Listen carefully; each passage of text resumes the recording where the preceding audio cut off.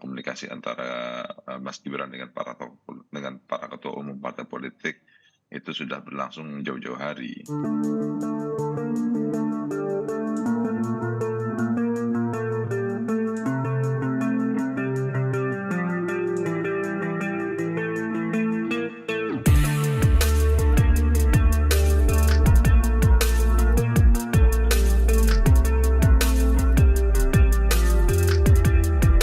Pertanyaan, apakah Partai Golkar sudah ketok pintu ke PDI Perjuangan, Bung Dev?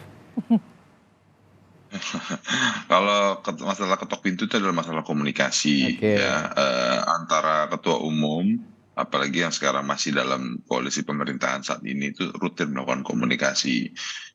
Jadi sebelum kita melakukan satu kebijakan politik strategis dalam pencalonan presiden yang juga melibatkan banyak orang dan juga banyak partai, pasti sudah ada rutin komunikasi antara sesama ketua umum gitu untuk berbagai macam hal. Artinya sudah ada perbincangan sebelumnya antara Ketua Umum Partai Golkar, Pak Erlangga Hartarto dengan Ibu Mega ya, begitu? Sebagai Ketua Umum PDI Pasti Perjuangan. sudah ada komunikasi secara rutin lah, termasuk berbagai macam hal.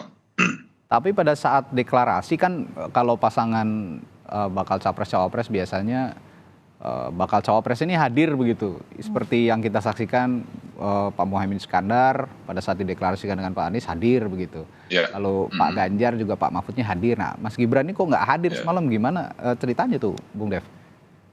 Ya, kan ada pembicaraan-pembicaraan yang melibatkan berbagai macam pihak, termasuk Mas Gibran juga sebelumnya. Kalau masalah kehadiran beliau pada saat deklarasi itu memang kalau dari banyak orang ya itu bisa diartikan berbagai macam. Kan tapi itu bukan berarti ini tidak pembicaraan yang tidak melibatkan beliau.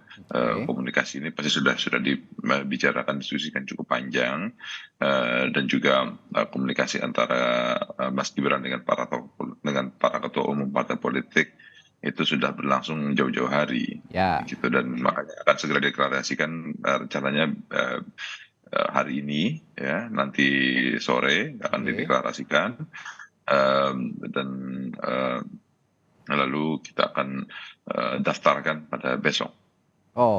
Jadi nanti kehadiran Mas Gibran ini akan tampak begitu ke harapan publik pada saat deklarasi siang nanti, begitu ya Bung Dev ya? Iya. Nah, yang jadi pertanyaan juga apa sih sebenarnya pertimbangan Partai Golkar? Karena Partai Golkar ini yang saya lihat dan publik melihat sebagai penentu dalam koalisi Indonesia Maju untuk menentukan bakal cawapresnya Pak Prabowo. Partai Golkar sendiri punya pertimbangan apa untuk memilih Mas Gibran? Kemarin memang Pak Erlangga sudah menjelaskan, tapi saya ingin dan publik juga ingin lebih rinci dan juga dengan penjelasan yang sangat rasional bagaimana Partai Golkar memilih Gibran Rakabuming Raka sebagai bakal calon wakil presidennya Pak Prabowo. Ya, pertimbangan itu juga sudah kita lampaui berbagai macam proses. Proses yang pertama itu melihat keberhasilan beliau sebagai wali kota, kita lihat kemampuan beliau dalam bisa menarik suara khususnya dari generasi milenial, generasi Z yang merupakan 50% dari demografi penduduk Indonesia.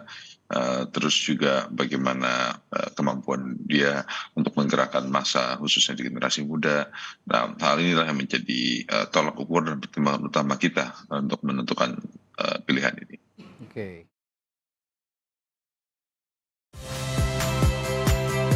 Saya Magister Tarigan.